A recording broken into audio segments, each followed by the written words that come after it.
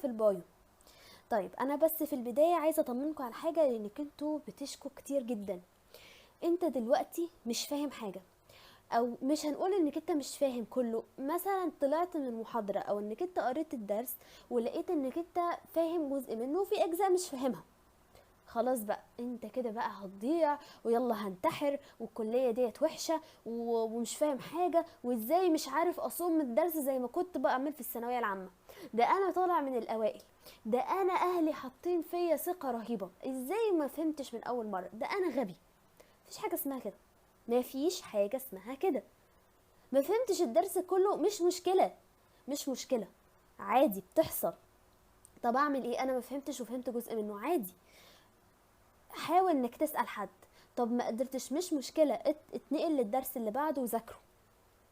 بقى لما انت تلاقي نفسك اتعمقت تمام في اللغة وتعمقت في الفهم، لما تيجي ترجع مثلا لدرس زي درس السلم برين ده هتلاقيه تافه، مش هياخد منك ثانيتين، هتقول ايه الهبل ده، انا ازاي ما كنتش فاهم الهبل ده.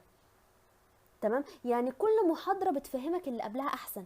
وبعدين السلم برين ده يعني انتوا اتشرح لكم في الهيستولوجي، ولسه هيتشرح لكم كمان في الفسيولوجي، وهتقابلوا 5000 مرة هتفهموا، يعني ما فيهاش اختراع. فبلاش ايه اكتئاب من اول مرة كده. طيب مش هطول عليكم، وتعالوا على طول نشرح مع بعض، والموضوع هتلاقوه تافه قوي. بسم الله الرحمن الرحيم. احنا عندنا موضوع اسمه ايه؟ اسمه السيل ممبرين. يعني ايه سيل ممبرين؟ سيل يعني خلية، واعمل حسابك انك هتلاقي الكلمة دي كتير جدا، لو مش انت مش عايز تحفظها هتحفظها غصب عنك، لانك انت هتقابلها كتير فهتتحفظ اوريدي. وممبرين يعني غلاف. ما لاقيش بقى حد يجي يقول لي اسماء شرحت غلاف الخليه، لا. عود لسانك على الكلام الانجليزي وقول انا اخدت سيل ممبرين. خلاص كده، يبقى اتفقنا ان احنا هنشيل من قاموسنا العربي، احنا هنترجم بس ايه، هنتكلم بالانجليزي عشان خلاص نتعود. طيب السيل ممبرين ده احنا هنتعرف عليه ايه؟ لما انت يكون عندك خليه اهي، انت عايز تعرف ايه من الخليه دي؟ انا عايز اعرف الخليه دي ايه اللي جواها، يعني ربنا خلق فيها ايه. سهله كده. طيب فده بنسميه الكومبوزيشن. كومبوزيشن يعني ايه؟ كومبوزيشن يعني مكونات. سهله. طيب ايه مكوناتها؟ ليبيد، بروتين، كربوهيدرات. ليبيد يعني دهون، وبروتين مش محتاجه والله. طب كربوهيدرات برضو مش محتاجه. ها، في مشكله كده؟ طيب الكومبوزيشن دي او المكونات دي في الخليه، هل ربنا خلقها كل واحده كده مع نفسها بشكل عشوائي؟ لا، في يعني ليهم ترتيب معين ربنا خلقهم بيها. فبالتالي احنا هنتعرف على ايه، على الاركيتشر بتاعها. وديت عباره ان هي حاجتين هنتعلمهم، حاجه اسمها فلويد موزيك موديل. خلاص، يعني ايه؟ يعني هنشوف الموديل ده ازاي الخليه دي، المكونات ديت مترتبه في الغلاف بتاع الخليه. تمام. وعندي حاجه اسمها الممبرين ايه، اسيمتري. تمام، نفس الكلام، يعني برضو بيوصف ان ازاي ها المركبات ديت موجوده في غلاف ايه، الخليه. طيب انا عايزه اعرف ليه ربنا خلق غلاف خليه، فده اسمه فانكشن. خلاص، فانكشن اللي هي الوظائف. طيب انا مهمتي ايه في الفيديو ده؟ انا مهمتي ان انا افهمك، وان انا احاول ابين لك انك انت ازاي تحفظ. خلاص، وتحاول انك انت ما تنساش. تمام كده. طيب نبدا كده باول حاجه اللي هي الكومبوزيشن، ونقول بسم الله. قبل بقى ما ابدا اشرح لكم كل نقطه، احنا تعالوا نتخيل مع بعض كده، هحكي لكم قصه وهرسم لكم رسمه، وتخيلوا معايا. تمام كده، هنفهم فيه معظم المكتوب في الورق، وبعد كده همسك لكم سطر سطر هنشرحه. موافقين؟ طيب احنا عندنا خليه. خلاص كده. طيب جينا على الخليه دي واخدنا جزء منها، بصينا عليه تحت الميكروسكوب، فلقينا ان انا عندي ستراكشر عامل كده، ليه راس وليه ديل، ليه راس وليه ديل، ليه راس وديل اهو، بالشكل ده. لقينا الهيكل بتاعه كده، هيكل يعني ستراكشر اهو. طيب يبقى انتوا واخدين بالكم معايا، احنا لو كملنا الدايره دي كده ماشي، هنلاقي ان يعني ده جزء من هنا، فلو كملنا الدايره هنلاقي ايه، خليه. خلاص كده معايا. طيب بسم الله. طيب انت دلوقتي سألت نفسك احنا قلنا ان ده هيد يعني راس، وده تيل. حلو الكلام. طيب طب اسأل نفسك كده، ليه ربنا خلق الشكل ده؟ ليه ما تكونش الراس تحت والعصايه دي فوق، التيل ده فوق؟ يعني في حاجه ماسكاها، يعني ربنا عامل حاجه مثلا ماسكاهم فمش قادرين ان هم يتحركوا، ليه الشكل ده ما بيبص؟ قالك ربنا سبحانه وتعالى خلق لنا حاجه اسمها اكوس. اكوس دي عباره ان هي ميه، فلويد سائل اسمه اكوس. خلاص كده تمام. طيب الاكوس ده خلاص بينجذب ليه الحاجات القطبيه، والراس دي سبحان الله ربنا خلقها قطبي، وقطبي يعني بولر، وقطبي يعني بيحب المية فبسميه هيدرو. ماشي كده، مية فيلك بيحبها. معايا كده بسميه ايه؟ بسميه هيدرو فيلك. خلاص. وبالتالي هي بتحب المية يبقى بتنجذب للمية، يبقى هي شحنات. ربنا خلق لنا شحنات، دايما الراس هي اللي ايه، الناحية اللي بره، والديل ده ناحية اللي جوه. طيب الديل عكس بولر، نون بولر يعني مش قطبي، وعكس ان هو بيحب المية يبقى هو ما بيحبش المية، فبسميه هيدروفوبيك. خلاص كده تمام. طيب لحد دلوقتي تمام. طيب هي ايه العصاية والراس دي؟ طب متكونين من ايه؟ استنى هناخد معلومة معلومة. كل دي خلاص كده هنعمل بقى ايه، زي خريطة كده هنا اهو. خلينا نجيب لون تاني، والله يلا مش مشكلة. اللي احنا لسه ماكين عليها دي بنسميها فوسفو ليبيد. يعني ايه كلمة فوسفو ليبيد؟ كلمة فوسفو جاية من كلمة فوسفات، باينة اهي كأنها بالعربي، وليبيد دهون، يبقى ده مركب عبارة ان هو دهون مع فوسفات، فسميناه فوسفوليبيد. سهلة اهي. طيب جميل. طيب هل غلاف الخلية او السيل ممبرين متكون من كده بس؟ لا، ده متكون من حاجات تانية. طب تعالوا نشوف ازاي.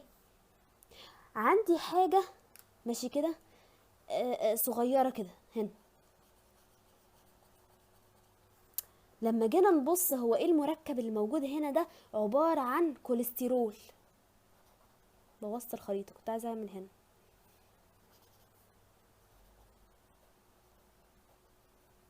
كوليسترول. تمام كده. هو ما ينفعش انك انت تكون كلمة تعملها جزئين، لو هتعمل جزئين ومفيش مكان في الورقة يبقى اعمل شرط عشان تعرف ان اللي تحت تبع الكلمة دي. ده كوليسترول. خلاص كده. طب وايه الكوليسترول ده؟ كوليسترول باينه من العربي، ماده اسمها كوليسترول، والكوليسترول ده عباره ان هو دهون. طيب ماشي، انت يعني بتشرح لنا كاننا اولى ابتدائي. طيب معلش استحملوني. طيب لما جينا نركز اكتر لقينا كده في مركب شبه بعض، مره طويل كده ومره قصير كده ومره اقصر كده. ايه ده؟ لا لا، ثانيه كده واحده. يعني انت عايزه تفهميني ان هو مره واخد السيل ممبرين كله، ومره واخد النص، ومره واخد بس جنب العصيان، صح كده؟ اه. الحاجه دي احنا بنسميها ايه؟ انا بسميها بروتين. يبقى احنا عندنا 3 اشكال بروتين، كل واحد ليه شكل، وكل واحد تمام كده ليه اسم. طب تعالوا كده نقول اساميها ايه، معلش اسمعوني كده واستحملوني. والله ده كمان في حاجة جميلة قوي، لا طب خليها للآخر. طيب ديت البروتين ديت احنا بنسميه ان هو ترافرس، تمام، بروتين. يعني معناه ان هو عمل كروس للسيل ممبرين كله، يعني عدها كلها. تمام. وعندي حاجة اسمها ها completely hidden. يعني ايه؟ يعني معناه ان هو اختفى كله جوه السيل ممبرين، حتى مش طالع خالص لبره اهو. وعندي حاجة اسمها partially hidden، يعني معناه ان هو ايه، جزء منه مستخبي لكن جزء بره اهو. تمام كده. طيب حلو. ايه كمان في المكونات بتاعة الخلية؟ تعالوا كده نشوف. والله لقينا كده ان انا عندي حاجة عاملة كده، طالعة كده، ولقيت حاجة قريبة من شكلها عاملة كده. الله، هي ايه الموضوع دوت؟ يعني عايز مني ايه؟ لقيت ان ده سميته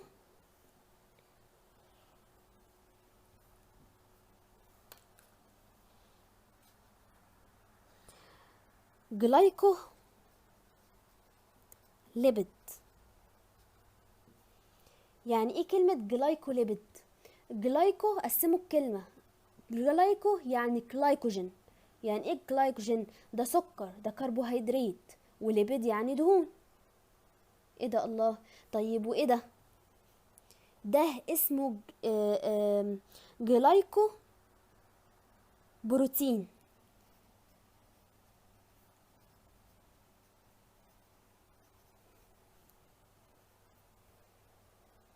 ولقيت فيه طالع كده حاجة طالعة كده، وكله اسمه جلايكو بروتين. يبقى ايه المكونات بتاعة الخلية؟ احنا لسه ما قريناش حاجة من الورق، احنا بنفكر مع بعض وبحكي لكم قصة. احنا اخدنا جزء من الخلية، غلاف الخلية اللي هي اسمه السيل ممبرين. على فكرة لو عملت لكم فيديوهات تانية انا مش هتكلم بالعربي ده عشان احنا في البداية بس. تمام. وبعد كده جينا بصينا عليها تحت الميكروسكوب، لقينا شكل غبي كده. ايه الشكل ده؟ والله لقينا حاجه كده اسمها فوسفوليبيد، بتتكون من هيد، راس، وبتتكون من تيل. الهيد والله ايه اسمه هيدروفيليك وبولر يعني قطبي، والتاني ايه تيل نون بولر. خلاص. لقيت ان انا في حاجه كده في النص بينهم هما الاتنين طالعه كده، بسميها ايه؟ بسميها جلايكوليبيد، يعني جلايكوجين وليبيد. طيب وبعدين ايه؟ ولقيت حاجات حمرا كده، مره بالطول، مره قصيره شويه، مره قصيره جدا، دي بسميها بروتين. مره لقيت ان انا عندي حاجه بره كده واقفه بره على الخليه من بره، يعني هنا كده. ها، متخيلين معايا؟ تمام. يبقى دي بسميها جلايكوبروتين.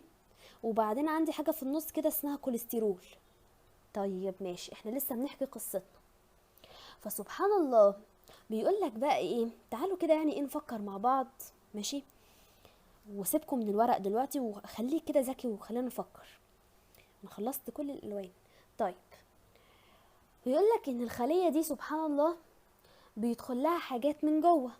يعني جوه الخليه في حاجات كتير، في حاجه اسمها ميتوكوندريا انت خدتوها في الثانوي، وفي حاجه اسمها النيوكليوس النواه، وفي حاجات كتير قوي جوه الخليه. الحاجات دي بتبقى عايزه تعدي، صح؟ طب هو اي حد يعدي؟ لا معلش، احنا لينا بوابه، تمام، ولينا قناه عشان تعدي. وفي انواع من التعديه وهناخدها دلوقتي في الفانكشن، بس احنا دلوقتي بنحكي قصه. وبالتالي فانت عندك البروتين الكبير ده كانه كده وسيله مواصلات، فده اللي بنعدي منه. تمام كده. ولقيت ان البتاع اللي فوق ده عباره ان هو ريسبتور، مستقبل. يعني ايه مستقبل؟ يعني مثلا يجي لي ماده من هنا بره اهي الخليه، عايزه تدخل الخليه من جوه، فبتدخل ازاي؟ بتقف هنا عشان تدخل. ايه ده؟ ده حوار بقى كبير، حوار كبير. تمام كده، تخيلتوا معايا؟ طيب تعالوا بقى نقرا كده جزء جزء من الورق ونفهم. طيب تعالوا بقى نقرا مع بعض كده. اول حاجه موجوده عندكم في الورقه الاولى مكتوب الكومبوزيشن بتاعتي، يعني ايه المكونات. متكونه من بروتين، من ليبيد، من كربوهيدرات، ما فيهاش اختراع. طيب تعالوا نقرا مع بعض بقى. بيقول لك انك انت عندك حاجه اسمها الامفيباثيك ليبيد كومبوننت اوف بيولوجيكال ممبرين. يعني بيقول لك ان احنا عندنا ايه؟ الليبيد ديت من ضمن الكومبوننت بتاعتي. ايه بقى مكونات الليبيد دي؟ اصل الليبيد ده ليه اشكال كتير، وما تقلقوش احنا هناخده ان شاء الله، بس ايه يعني لما تتعودوا كده على المنهج وفي الاخر هناخده. تمام كده. طيب، بيقول ان الميجور ليبيد اوف ممبرينز ار فوسفوليبيد. يعني ايه؟ يعني الاكبر كميه عندي في الليبيد هي عباره ان هي الفوسفوليبيد. واحنا عرفنا كلمه فوسفوليبيد يعني معناه ان هي فيها فوسفات وفيها ليبيد. ولان الليبيد ليه اشكال كتير، فاحنا عندنا اشكال للفوسفوليبيد كتير، زي مثلا الجليسرول فوسفوليبيد. تمام كده. وزي كمان عندي الايه السفينجوميلين ديت كمان ماده تانية. ايه المادة دي وايه المادة دي؟ لا لا لا، ما تستعجلوش، الكلام ده كله هناخده بعدين. الكوليسترول دي كمان هناخدها بعدين. الجلايكوليبيد، طب ما احنا قلنا الكلام ده كله في الورقة دي. ما احنا قلنا ان احنا عندنا اهو، ادي الكوليسترول صح كده، ادي الفوسفوليبيد، ادي الجلايكوليبيد صح كده. يعني احنا راسمين وفاهمين كل واحدة مكانها فين. طيب راح رجع قالك ان ايه، ان هما موجودين في البايلير شيث with. يعني ايه بايلير شيث؟ يعني احنا عندنا الشيث اللي هي الغلاف بتاع الخلية او السيل ممبرين، فيها بايلير، فيها ايه، فيها مكانين او فيها صفين. طيب نكمل، في نور بس معلش بيعكس شوية. طيب وبعد كده قال انه في حاجة اسمها بولار هيد. يعني ايه؟ يعني معناه ان هو قطبي. facing outward يعني معناها ان هي بره. and the non-polar tail facing each other. يعني معناها ان النون بولر هما الاتنين قدام بعض. خلاص كده. طيب الكلام تافه. نيجي للبروتين بقى. طيب البروتين بيقول ايه؟ بيقول ان الممبرين بروتينز are classified into. يعني البروتين بتتقسم لحاجات تانية، بتتقسم لبريفرال بروتين او ممكن اكسترينسيك. فاحنا ناخد بالنا ان احنا عندنا مصطلحين عشان احنا عندنا ام اس كيو، اختيار من متعدد. عندي حاجه ممكن يجي يقول لك في الكتاب في الامتحان بريفرال، ممكن يقول لك اكسترينسيك. فاحنا نعرف ان هي كلمتين. بريفرال يعني معناه ان هو ايه، يعني انا صراحه من كتر ما انا بذاكر بالانجليزي فانا مش عارفه اترجم كويس. بريفرال نيجي نقول طرفي، اكسترينسيك يعني خارجي، يعني نفس المعنى. طيب ايه الطرفي والخارجي دولت؟ اللي هي بتكون موجودة فين؟ طب خلينا نكمل. That is the attached to the polar head of the lipid bilayer by hydrophilic interaction. يعني ايه الكلام ده؟ يعني احنا عندنا اهو ده ليبيد، لا مش ده، ده جلايكوبروتين اهو، تمام. فبيقول ان احنا عندنا ايه، بروتين اهو. البروتين ده اتاتشد لمين؟ للهيد. للهيد بتاعت مين؟ للهيد بتاعت الفوسفوليبيد. خلاص. والهيد دي احنا قلنا ان هي هيدروفيليك، فبالتالي هي بتمسك برابطة هيدروفيليك انتر اكشن، رابطة محبة للماء صح كده. في مشكلة؟ طيب عندي حاجة اسمها integral يعني داخلي او intrinsic نفس المعنى. which have the three forms ليها 3 اشكال. ده احنا رسمينها بالاحمر صح. في completely hidden مختفية كلها in the hydrophobic part. يعني ايه hydrophobic part؟ الديل ولا الراس؟ الديل. طيب يبقى مين اللي هي هنا؟ ادي الهيدروفوبيك بارت اللي completely hidden مش طالع منها اي حاجة. نكمل. وعندي كمان النور ده. طيب احنا فين؟ بسم الله. وعندي كمان partly hidden in the hydrophobic part. يعني جزء منه بيكون hidden مختفي جواه برضو في المكان بتاع التيل. and partly attached to hydrophilic head. يعني جزء منه بيبقى في الهيدروفيليك هيدروفوبيك، وجزء منه ماسك في الهيدروفيليك.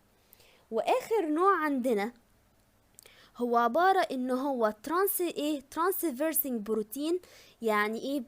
يعني ترانسفيرسنج يعني بيعمل كروس، تمام، بيعدي. attached to the lipid bilayer by hydrophobic and hydrophilic interaction. يعني معناه ان هو بيعدي فيهم هما الاتنين. طيب احنا كده فهمنا. روح جه قالك ان احنا عندنا حاجة اسمها الفانكشن بتاعة البروتين دي. The some proteins in the membrane are form enzymes. ايه الكلام ده؟ شوف يا سيدي، انت عندك البروتينات دي خلاص ساعات بتبقى فيها انزيم. يعني ايه فيها انزيم؟ وكل ده انت هتاخدوه بعدين بالتفاصيل، تمام كده. انزيم معين بحيث ان المادة اللي عايزة تدخل الخلية عايزة مثلا تتغير لشكل كيميائي تاني، فمحتاجة انزيم، وبالتالي هي بتاخد الانزيم ده من البروتين. خلاص يبقى احنا فهمناها. طيب some proteins act as antigen. يعني ايه كلمة antigen؟ شوفي يا سيدي، ربنا خلق في كل الخلايا اللي موجودة في جسمنا، تمام، انتيجين. ليه؟ علشان احنا عندنا كريات الدم البيضاء او مثلا نقول الاميونيتي سيستم اللي موجوده في جسمنا، تمام، الحاجات المناعيه، ليه ما بتقتلش جسمنا وبتبقى عارفه ان الكبد اللي في جسمك ده كبد، والكليه دي كليه. منين؟ من الانتيجين. بتيجي تبص كده تلاقي الانتيجين ده زي اللي موجود في جسمك، يبقى ده تمام.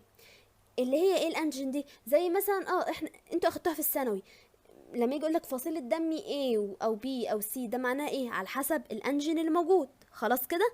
طيب، فبيقولك الانجين ده عبارة عن بروتين. طيب، او ريسبتور فور هرمون. يعني ايه الكلام ده؟ لما هناخد بعدين برضو ان الهرمونات بتدخل الخلية، لما بتدخل الخلية، ها، يبقى محتاجة ايه؟ هل اي خلايا، اي هرمون تدخل اي خلية؟ لا طبعا، لازم يكون ليها مستقبل يجي يبص كده يقول انت مكانك هنا، يلا ادخلي. فالكلام ده بسميه ريسبتور، وهيجي لك تعريف الريسبتور كمان شوية. طيب، some proteins act as transport proteins، او بسميها channel. يعني ايه؟ يعني محصلات اللي انا لسه قايلاها هنا اهو، اللي انا عاملاها بالايه؟ بالسهم البرتقاني. طيب جميل، نكمل. ماشي، وصلنا لفين؟ فبعد كده يقولك الجلايكوبروتين and the glycolipid play the special role in the certain of the cell surface activities involving مين بقى؟ keeping the cell individuality by acting as identical marker. نفس الكلام، بيقولك ان هي بتبقى علامة موجودة في الخلية.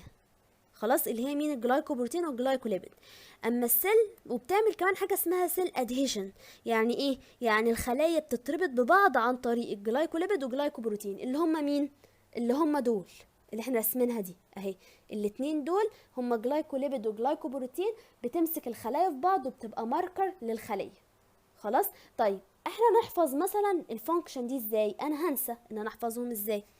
طيب تعالوا كده مثلا نرسمها برسمة كده بتنجانية، احنا نحفظها مع بعض.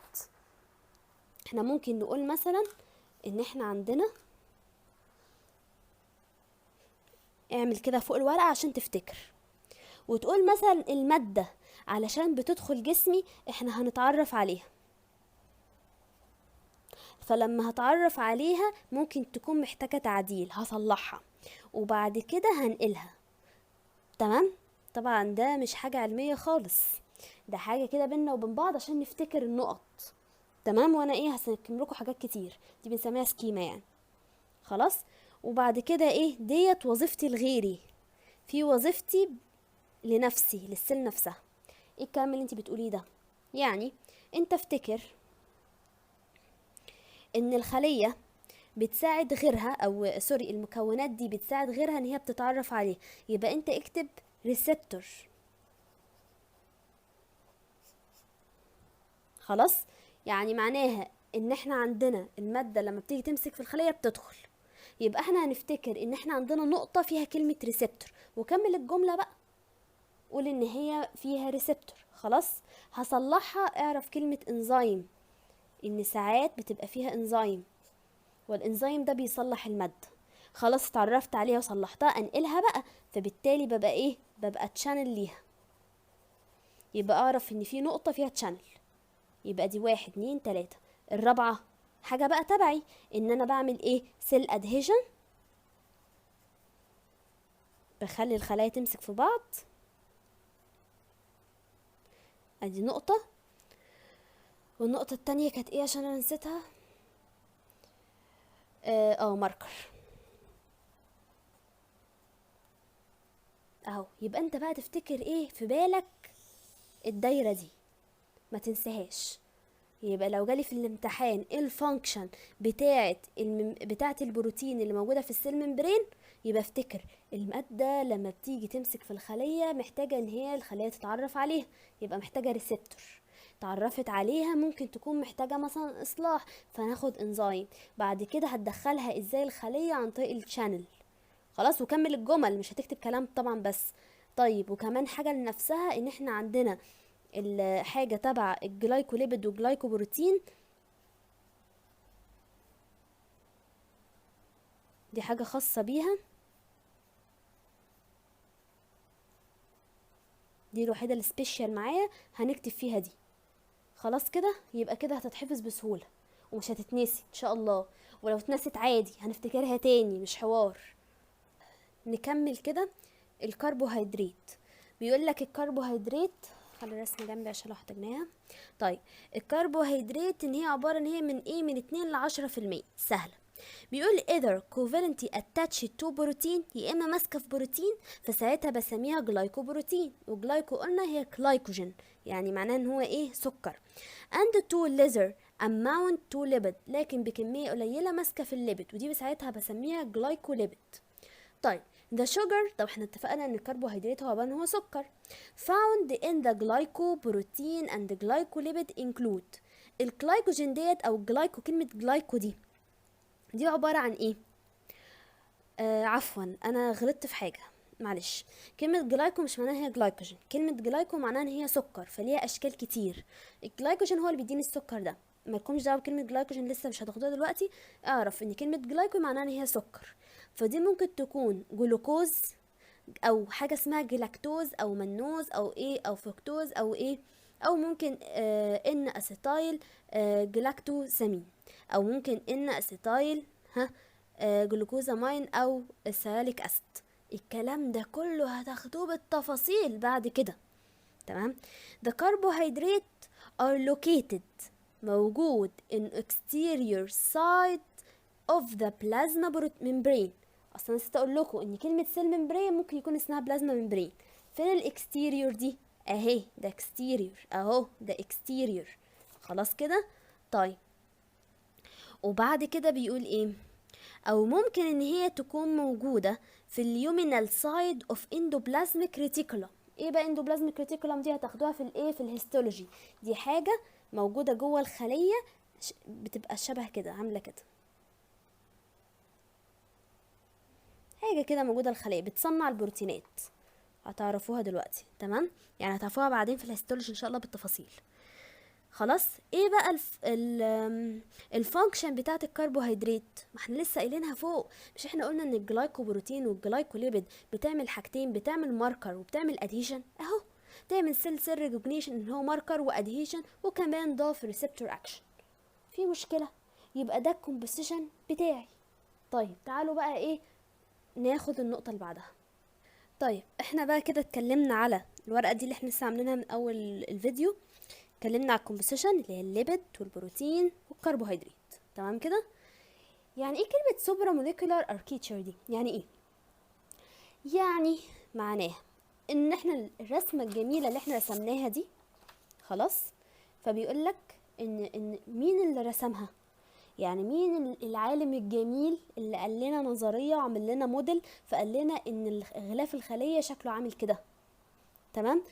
خلاص، فدوت معناها الكلمه دي. فاحنا عندنا حاجتين، هنتكلم عن حاجه اسمها الفلويد موزيك موديل. خلاص، فده واحد او اتنين، هما شخصين عملوا الموديل ده. وهنتكلم على الممبرين اسيمتري برضو شكلها.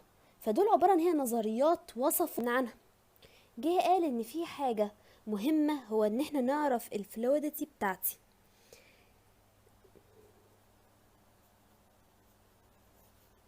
يعني ايه؟ يعني الميوعه، يعني ان هي عكس ان هي تبقى، مش عارفه اقولها الصراحه بالعربي، بس فلويد دي جايه من كلمه فلويد، سائل. خلاص كده تمام. طيب فقال والله الميوعه بتاعه السيل ممبرين ديت هي اللي بيحددها 3 حاجات. اول حاجه بتحددها هي عباره ان هي الفاتي اسيد الموجوده في السيل ممبرين ديت. خلاص. فاتي اسيد يعني ايه؟ يعني دهون. الله. خلاص كده. يعني ايه؟ يعني زي كلمه ليبيد بنسميها فاتي اسيد. خلاص. طيب وعندي كمان التمبريتشر، الحرارة. وتالت حاجة عندي هي الكوليسترول كونتنت. خلاص كده. معلش خطي وحش بس عشان انا ماسكه بايد موبايل وايد القلم، فمش عارفه اتحكم قوي. طيب ما علينا. ماشي. قال ايه بقى؟ قال والله احنا هنتكلم في الانس في الفاتي اسيد على حاجه اسمها الساتيوريتد والانساتيوريتد. يعني ايه كلمه unsaturated ويعني ايه كلمه saturated؟ يعني معناها الدهون المشبعة والغير مشبعة. يا جماعة كل كلمة من المكتوبة عندكم دول والله العظيم هتاخدوا عنها بالتفاصيل المملة. مش كده قلت لكم هترجعوا الاول درس ده تقولوا ايه الهبل اللي احنا كناش فاهمينه ده حاجة هبلة جدا. خلاص كده، مشبعة وغير مشبعة زي الزيت والسمنة كده. خلاص طيب، ايه الفكرة بقى؟ بيقول والله ان انا عندي كل ما يكون السيل ممبرين، ماشي كده، كل ما يكون السيل ممبرين unsaturated فيكون الفلويدتي بتاعته عالية، وكل ما يكون saturated فمعناها الستيفنس عالية والفلويدتي قليلة. يبقى احنا بنعلي هنا الفلويدتي وبنقللها هنا. خلاص عكس بعض، مفيهاش اختراع. يبقى ده بالنسبة للفاتي اسيد unsaturated وsaturated اللي هو الغير مشبع والمشبع. طيب التمبريتشر بقى، الحرارة. شوف بقى يا سيدي، قال ان لو كانت السيل ممبرين اتعرض، ادي السيل ممبرين اهو، كان ساتيوريتد، في حالة ساتيوريتد اللي هي ايه، كل ما يكون ساتيوريتد كل ما الفلويدتي بتاعتي بيقل. طيب الخلية او السيل ممبرين لما بيجي عليها حرارة، تمام كده، بيتحول الساتيوريتد لانساتيوريتد. ايه لا فهمينا اكتر. ماشي، انا عندي في الاوردر بتاعه السيل ممبرين عندي ساتيوريتد فاتي اسيد. خلاص كده تمام. طيب لما الحرارة بيتعرض للحرارة بيتحول لانساتيوريتد. سؤال للاذكياء فقط، يعني شوف بقى السؤال الذكي ده، هل كل ما نزيد التمبريتشر، الحرارة، الفلويدتي بتقل ولا بتزيد؟ طب تعالوا نفكر كده. والله الحرارة بتحوله من الساتيوريتد للانساتيوريتد، والانساتيوريتد بتزود الفلويدتي، يبقى معناها بزيادة التمبريتشر بتزداد الفلويدتي. في مشكلة؟ فيش اي مشكلة. روح رجع وقال احنا عندنا مصطلح، اسم المصطلح ده ايه في الكتاب؟ ترانسيشن التغير بتاع التمبريتشر. يعني ايه؟ تعالوا نقراه. بيقول ان التمبريتشر ده خلاص هو اللي بيتحرك في الاستراكشر، انه بيحوله من الاوردر لمين؟ للديس اوردر. يعني هو اللي بيحوله من الساتوريتد لانساتوريتد. التعريف ده مهم، يعني تغير الحرارة بيفرق ان هو ساتوريتد ولا انساتوريتد. خلاص ده يجيلكوا تعريف، مثلا يجيلكوا MCQ يكتب لك التعريف يقول لك ده تعريف ايه بالظبط، يجي لك يقول لك التمبريتشر بيحوله من ساتوريتد انساتوريتد ولا من انساتوريتد لساتوريتد. خلاص كده يبقى دوت نظام MCQ. في مشكله؟ مفيش اي مشكله لحد دلوقتي. طيب الكوليسترول، والله بيقول ان الكوليسترول، طيب قبل ما ندخل على الكوليسترول شوفوا معايا كده، بيقول لك حاجه. انت اكيد سألت نفسك، هو طب الخليه الحلو ان هي تبقى فلويدتي ولا ان هي تكون ستيف مش مايعه؟ ومين اللي بيتحكم في ده؟ والله اللي بيتحكم في ده هو الكوليسترول. فالكوليسترول لا بيزود الفلويدتي ولا بيقل، ده حاجه عباره ان هو موديوليتور. يعني ايه موديوليتور؟ يعني معناه ان هو بيظبط، يجي كده يلاقي الفلويدتي عاليه يقول لك لا لا لا لا احنا نقللها شويه ونخليها ايه، سوليد، ناشفه. يلاقي السوليد عالي يقول لك لا نخليها فلويد. يعني انت ايه، الام الحنينه، فديت مش هنكتب فيها سهم لا عالي ولا واطي، لانك انت موديوليتور. في اي مشكله في كده؟ مفيش اي مشكله انا شايفه. خلاص كده تمام. طيب يبقى ده تاني حاجه وصفها الموديل، هو هل الخليه ديت مايعه ولا مش مايعه، فلويدتي بتاعتها. خلاص كده ايه التلات حاجات؟ يبقى انت لازم تكون حافظ فاتي اسيد وتمبريتشر وكوليسترول. نيجي بقى لتالت حاجه وصفتها الموديل ديت، هي الموفمنت، الحركه. طيب اعملوا معايا جدول كده جميل عشان يسهل معانا المذاكره. احنا عندنا نوعين من الحركه، حركه بسميها lateral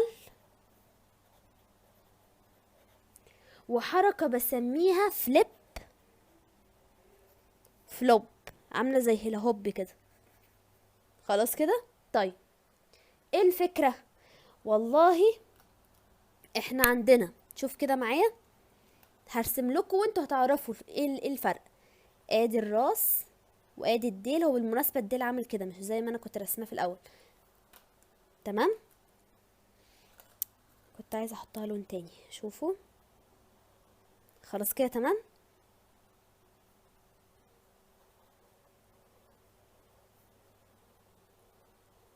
انتوا هتستنتجوا الحركه لوحدكم.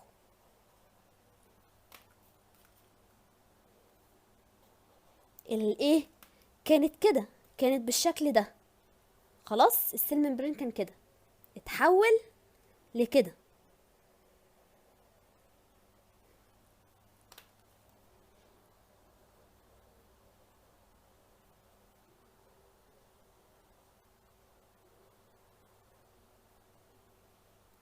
ها مين يستنتج ايه اللي حصل؟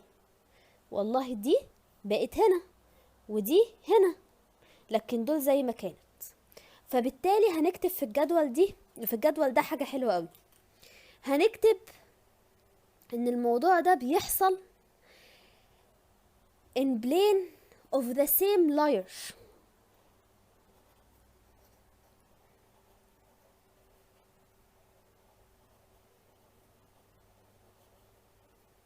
يعني ايه؟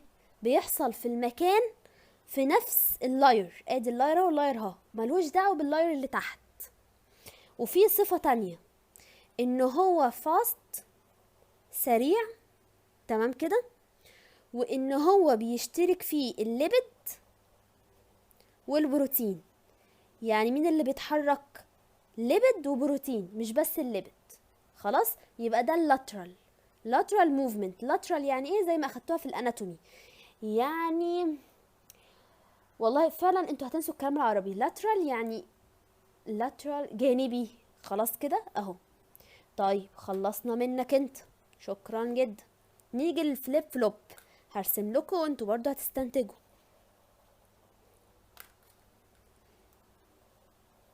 دي حركة السيل ممبرين، ربنا خلقها بتقعد تعمل الحركة دي ليه؟ لوظائف معينة. انت مش يعني العلم واسع، انت مش لازم تعرف كل العلم. اعرف على قد كتابك، وبعد كده المواضيع هتتفتح معاك واحدة واحدة.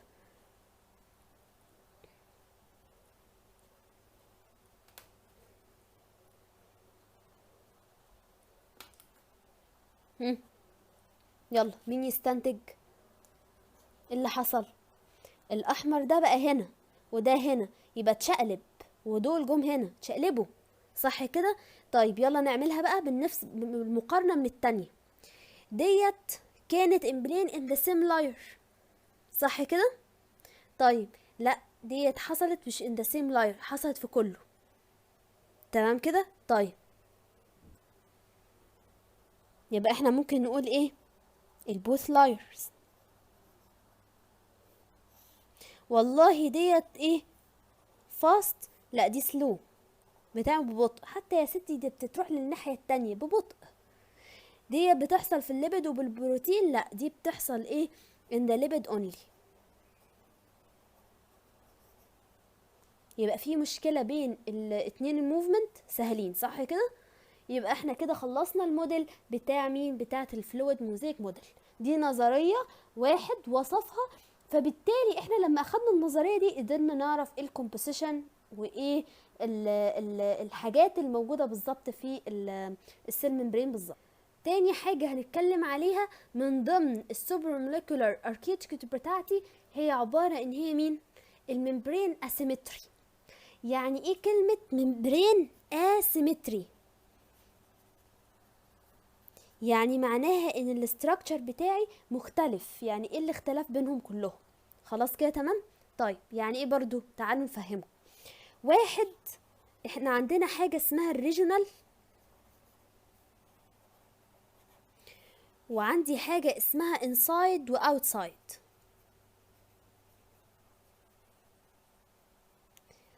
ريجونال يعني معناها ان هو عايز يفهمك، ريجونال يعني منطقة، يعني مكان، ان كل سيل مختلفة عن التانية.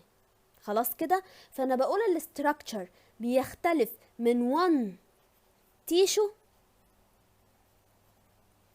to another. تمام كده، يعني من خلية من تيشو، من أنسجة لأنسجة تانية. كل نسيج بيبقى مكونات الخلايا بتاعتها مختلفة، فاحنا ما نقدرش نقول ان الخلايا كلها ايه شبه بعض. يبقى دي سهلة وجملة بس عندك. inside و outside ايه؟ احنا هنقسمها. انا عندي والله ليبيد. هل الليبيد احنا قلنا ان هي فيها فوسفوليبيد صح، وفيها كوليسترول، وفيها حاجه اسمها السفنجومايلين، وفي حاجات كتير. طيب فين اماكنهم؟ اسيمتري يعني معناها الشكل بتاعهم فين، متوزعين ازاي. خلاص كده. طيب عندي الليبيد وعندي البروتين وعندي كمان الكربوهيدرات، وهنضيف واحده كمان اللي هي الانزيم من ضمن المكونات بتاعتها. ايه دي؟ هنعرفها حالا. طيب الليبيد، فانت عندك 3 سي. يبقى انت اعرف لو جالك في الامتحان في الشورت نوت، تمام، قالك قولي الاسيمتري، الترتيب او الاماكن او الهيكل بتاع الليبيد. خلاص كده، يبقى الاسيمتري اوف ليبيد اعرف انك انت هتتكلم عن 3 سي. خلاص كده. طيب اول سي هي كولين. ما ايه؟ مادة اسمها كولين، مادة من الليبيد، نوع اسمه كولين. هنعرفه والله، هتعرفوا كل ده، كل واحدة هتعرفوها، يعني ايه ما تستعجلوش. وحاجة اسمها سيفالين او ممكن يسموها كيفالين عادي، نفس النطق. وعندي كمان الكوليسترول معايا كده. طيب يبقى احنا في الايه، لو جالنا في الامتحان هنكتب 3 سي، 3 مواد. هتكلم عليهم في ايه؟ تمام كده، هنتكلم هما كتير ولا قليل. خلاص كده. وفين؟ يبقى احنا هنتكلم على نقطتين. يبقى انت اعرف ان اي واحدة من دول هنقول هي كتير ولا قليل، ومكانها فين بالظبط، في اللي ايه، في اللي احنا لسه ايه، في اللي احنا لسه رسمينها دي. يعني فين بالظبط الكوليسترول، مكانه فين بالظبط الجلايكوليبيد. هنتكلم بقى على ده. خلاص، يبقى الرسمة دي مهمة قوي. ماشي يلا. طبعا يا ريت تكونوا بتكتبوا معايا الكلام ده يعني عشان ما تنسوش. حلو. الكوليسترول ده والله بيقول ان هو ملي، يبقى كتير ولا قليل؟ هو ملي، يبقى دي اول نقطة احنا بنتكلم عنها، يبقى كتير. موجود فين؟ في الاوتر لاير. يبقى الانر لاير هنلاقي بس مش كتير. والكلمات دي مهمة تفهم، في فرق بين ملي وقولي. ملي يعني مفيش يعني معناها ان هي موجودة كتير، بس هي موجودة كمان في الانر. لكن كلمة only يعني مفيش غيرها، مش موجودة بس غير في الاوتر. في مشكلة؟ طيب السفالين بقى او الكفالين، فهي برضو ملي او مور، نفس الكلمة. تمام، يعني لو سواء موجودة في الكتاب ملي او مور نفس الكلمة. طيب موجودة فين؟ موجودة في الانر. تتحفظ الكلام ده كله، يتحفظ. طب الكولين موجود فين؟ برضو موجود ملي فين؟ في الاوتر. بس الكولين علشان ليه شكلين، فانت بتفتح قوس وبتقول ايه هما الشكلين، اللي هي الليسيسين والايه والسفنجومايلين. طيب نيجي للبروتين. يلا احنا بنتكلم على ايه؟ على كتير ولا قليل وفين. يلا البروتين، والله هو لم ايه، لا ملي ولا اونلي، لا ده distributed. يعني ايه كلمة distributed والريجولار كمان، يعني من غير اي نظام. يبقى احنا هنكتب كلمة الريجولار.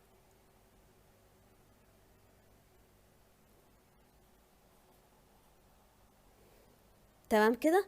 طيب يبقى احنا عندنا irregular distributed، يعني مش موجودة في مكان واحد اقدر اقول ان هو ملي او اونلي، لا هو بمزاجه بقى، مرة بيبقى هنا مرة بيبقى هنا، هو حر. خلاص كده. وزن ايه؟ وزن ممبرين.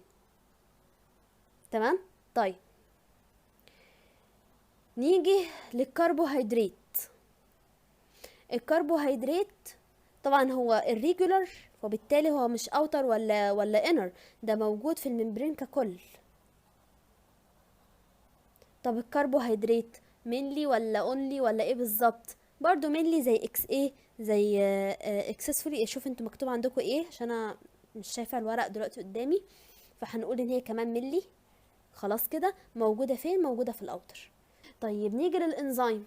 شوفي يا سيدي، احنا عندنا الانزيم بتتقسم لحاجتين، عشان كده انا حطيتها تحت عشان ايه هي سبيسيفيك شويه عن اللي فوق. عندي يا اما ان هي تكون بلازما ممبرين، مش هكمل بقى الكلمه خلاص انتوا كملوها، او الميتوكوندريا ممبرين. بلازما اتفقنا نفس كلمه سيل ممبرين. ميتوكوندريا اللي هي الميتوكوندريا الموجوده الخليه. الميتوكوندريا كمان لما تاخدوها في الهيستولوجي، معرفش انتوا خدتوها ولا لا، هتلاقي ان الميتوكوندريا هي كمان ليها خليه. خلاص كده. طيب وهتاخدوها بالتفاصيل في الهيستولوجي. طيب ده مش موضوعنا. طيب تعالي كده نشوف بقى. هنا مش بيقولك كتير ولا قليل وفين، لا الانزيم ادالك الاسامي بتاعها.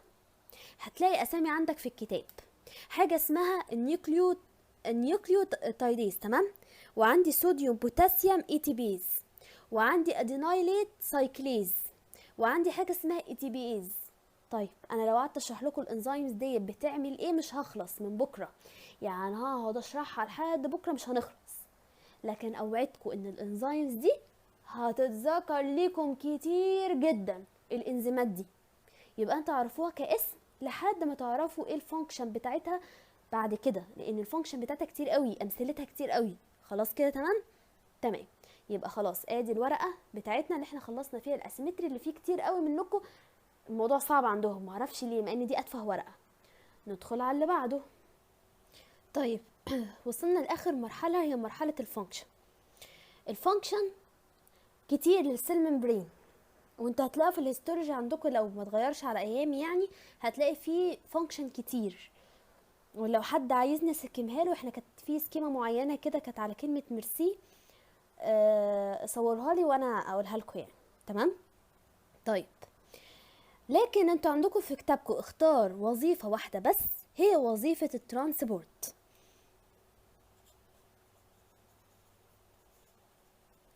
يعني ايه كلمه ترانسبورت؟ يعني معناها ان هي بتدخل الخليه دي بتدخل حاجات جواها وبتطلع حاجات. ايه الحاجات اللي بتدخل، ايه الحاجات اللي بتطلع؟ ياه كتير قوي. وطول ما انتوا ماشيين في الفسيولوجي، وطول ما انتوا ماشيين في الهيستولوجي، وطول ما انتوا ماشيين في البايو كمان، هتقعوا في حاجات هيقولك دخلت الخليه ودخلت الخليه تعمل كذا وطلعت من الخليه تعمل كذا. تمام. طيب انتوا كتابكم شايل حاجات كتير قوي، لان كل طريقه ليها وصف عظيم. لكن انا هقول لكم بصفه كده عامه عشان تكونوا فاهمين انتوا بتذاكروا ايه بالظبط. يعني انا ما احبش اقول لكم كذا كذا كذا يلا احفظوا مع نفسكم، لا هفهمكم ان شاء الله يعني. طيب الترانسبورت ممكن ان هو يكون سمول مولكيول، يعني حاجه كده صغيره حبت ان هي تدخل الخليه. الحاجه الصغيره اللي هي حبت ان هي تدخل الخليه ديت هي حاجه من الاتنين، يا اما ان هي تكون باسيف، يا اما ان هي تكون اكتف. ايه الكلام ده؟ هقول لكم حالا مثال مش هتنسوه ابدا، بس استنوا في الاخر.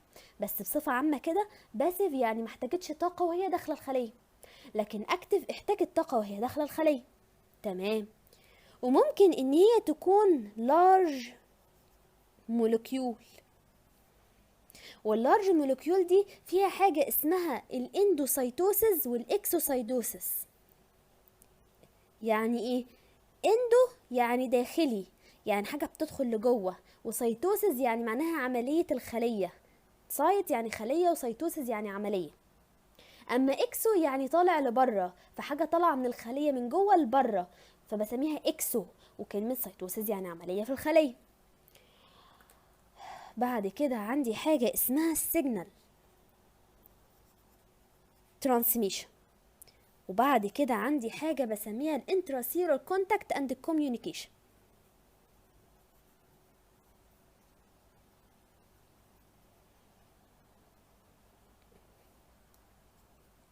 خلاص كده. طيب تعالوا بقى نمسك واحده واحده كده نفهمها. انتوا عندكم في الكتاب شارح يعني ايه ريسبتور، خلاص، وشارح يعني ايه كلمه الكوميونيكيشن. بس انا ايه ما يرضنيش انكم تقروا الكلام ده كده وما تفهموش انتوا فين اصلا. شوفي يا سيدي، تخيل معايا كده ان الخليه عباره ان فيها باب. هي فعلا فيها باب، لان مش اي حاجه بتدخل تمام. الحياة مش دوشة يعني، لا، كل حاجة ليها نظام. طيب، وفي ناس بره، ناس كتير صغيرين، تمام. الناس دول زحمة قوي، بمجرد ما افتح الباب ده ايه اللي هيحصل؟ هيدخلوا باندفاع، صح كده؟ طيب، هل انا احتجت ان انا اعمل لهم عربية عشان يدخلوا؟ طب هل انا احتجت ان انا اشيلهم؟ او هل انا احتجت ان انا اديلهم طاقة عشان يدخلوا؟ لا، دول كتير زحمة قوي، بمجرد ما الباب اتفتح هم كلهم دخلوا لجوه، مش محتاجين اي حاجة. فده اسمه الباسيف. ثواني، انا اسفة، ده مش اسمه باسيف بس، ده الباسيف نوعين، ده سيمبل، عفوا، وفاسيليتد. واللي انا لسه شرحاه حالا ده هو ده السيمبل. معايا كده؟ طيب جميل. امال ايه الفاسيليتد ده؟ فاسيليتد يبقى انا هعمله باللون البني اهو، ان هما عددهم مش كتير، خلاص، مش زي دول. فتحت الباب اهو، قلت لهم ما تدخلوا يا جماعه. لا لا والله، يعني ايه، احنا مش هنعرف ندخل كده، الناس بقى ايه شايفه نفسها ومش هتقدر تدخل عادي. فجبت لهم حاجه اسمها كارير، وغالبا بيبقى بروتين كارير، حاجه زي عربيه. لا بلاش عربيه عشان بتاخد طاقه. واحد عنده عضلات، اللي عنده عضلات ده، شفت انا رسم ايه فظيع، ما علينا. واحد بيشيل واحد من هنا يدخله جوه، يشيل واحد من هنا يدخله جوه، يعني محتاج كارير، محتاج حاجة تسهل له الدخول، فده بسميه الفاسيليتد. طب ليه ده بيدخل كده؟ اولا دول كتير ودول قليلين، فدول مش عارفين يدخلوا بالاندفاع. اولا ده بيقدر ان هو يعدي بسهولة، صغير كده وجميل وبيدوب بسرعة وبيعدي، لكن ده لأ، مش بيعدي بسهولة، محتاج حد يشيله ويدخله، يبقى ده الفاسيليتد. حلو الكلام؟ تمام. طب يعني ايه كلمة اكتف؟ اكتف يعني محتاجة عربية، حاجة زي عربية بس مش بتشيلها. العربية دي محتاجة طاقة، محتاجة طاقة، يعني اي تي بي. خلاص كده؟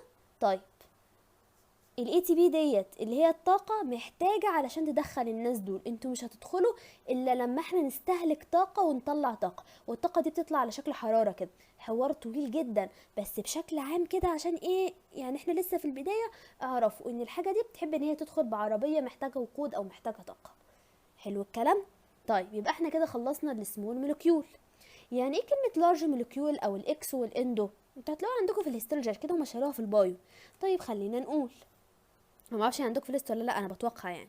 طيب، اندو يعني حاجه بتدخل، والله احنا عندنا حاجه كده زي ريسبتور، ادي الخليه فيها ريسبتور، خلاص. وبعد كده بتيجي الحاجه الكبيره اللي عايزه تدخل، بتمسك في الريسبتور، والريسبتور بيتعرف عليها، ما هو مش اي حد يدخل. وبعد ما بيتعرف عليها، ماشي، بيدخل، بيعمل ايه؟ احنا هنمشي كده تمام. بياخد حته كده من السيل ممبرين اهو، ادي الريسبتور، وادي البتاع الفوقيه اهو، المولكيول اللي جواه. وبعد كده كون فيزيكل اهو، حوار، خلاص اهو، ماشي كده. وبعد كده راح عمل المهمه، كاني ايه بقوله لا استنى، ده انت كبير، ده انت محتاج حفله عشان تدخل. يبقى ده الاندوسيتوسيس. والاكسوسيتوسيس اعكسه بقى، نفسه بس ايه بنعكس. خلاص. طيب نيجي بقى للسجن. يعني ايه بقى كلمة سجن؟ والله ديت عبارة ان هي اشارات، كأن مثلا ان انا عندي، احنا استخدمنا كل الالوان. طيب اهو، خلاص، بيجي لي اشارات، الاشارات دي برضو بتيجي على ريسبتور معينه، يقول لها لو سمحتي، زي اوامر كده، حولي مثلا انزيم كذا لانزيم كذا، واعملي شغل كذا. ايه الكلام ده كله مش مهم، بدل ما هو مش موجود عندكم في الكتاب، بس عشان تفهموه يعني وخلاص. طيب اخر حاجه عندي هي الكونتاكت او الكوميونيكيت. ركزوا معايا كده. دلوقتي انا عندي خليه، خلاص، وعندي خليه، ماشي كده. طيب، كوميونيكيت يعني معناها ان خليه وخليه قدروا ان هما يتواصلوا مع بعض دايركت. ازاي؟ ان انا عندي حاجه عامله كده، عامله زي الانبوبه، وحاجه عامله زي الانبوبه كده، وبيتوصلوا مع بعض اهو. فالخلية والخلية بيقدروا ان هم يتوصلوا مع بعض بالموضوع ده. الموضوع ده بسميه ايه؟ بسميه اليونت اوف جاب جانكشن. دي الوحدة اللي بتخلي الاتنين سيل تقدر ان هي تتواصل مع بعض. طيب اسمها ايه؟ اسمها الكونكسون بتاعتي. اسمها ايه؟ اسمها الكونكسون. طيب تعالوا نشوف الاستراكشر ده عامل ازاي اهو. ده هو ده. فبيقول والله ان الكونكسون ده هو اللي بيعدي الايونز والسمول مولكيول from one cell to another. بتعدي ايه؟ الايونز والسمول مولكيول، الحاجات الصغيره من سيل لسيل عن طريق الجاب ديت. خلاص. طيب ديت مصنوعه من 6 سب يونتس، ماشي كده. ومن جوه فيها حاجه اسمها ايه؟ السنترال هول، يعني من جوه مفرغه عامله زي الانبوبه بالظبط. حلو الكلام. طيب فالانبوبه دي اتعملت كانها تشانل، كانها حاجه بتعبر فيها المواد. يبقى في مشكله كده؟ مفيش اي مشكله، لما تقرا الكلام هتلاقيه سهل. يبقى تعالوا كده نشوف ايه ملخص اللي احنا اتكلمنا عليه. احنا اتكلمنا على حاجه بسميها ترانسبورت. يعني ايه؟ يعني وظيفه الخليه ان هي بتنقل المواد من داخلها ومن خارجها. ممكن تكون الحاجات دي صغيره فسمول مولكيول، او كبيره، او ممكن تكون اشارات، او ممكن تكون ايونز ومواد صغيره بتتنقل من خليه لخليه.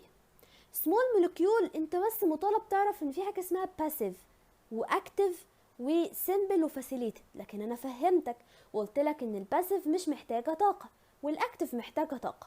والباسيف اللي مش محتاجه طاقه ممكن تكون حاجه بسيطه بتدخل بالاندفاع، او فاسيليتد محتاجه بروتين كارير، محتاجه عربيه. طيب هوريكم دلوقتي كمان رسمه موجوده في الكتاب عشان يبين لك يعني ايه فاسيليتد. اهي دي رسمه بتوضح الفاسيليتد اهي، كأن انا مسكت الاستراكشر اهو، مسكته خلاص. ده سيمبل اهو، ده عدى اهو، كان كتير عدى، لكن ده لا، محتاج ان هو يتشال في بروتين كارير وبعد كده بيتعدى الناحيه التانية. خلاص كده تمام. حتى دي اسمها نظريه البينج بونج، هتلاقوها عندكم في الفسيولوجي لو ما لغوهاش يعني. وبعد كده اتكلمنا على اللارج اللي فيه حاجه اسمها الاندوسايتوسس اكسوسايتوسس، واخدنا الشكل. السيجنال مش مهم انك تعرف عنها حاجه لان هتجيلك برضو بالتفاصيل، بس هي اشارات بتجيلك زي مثلا اشارات العصبيه.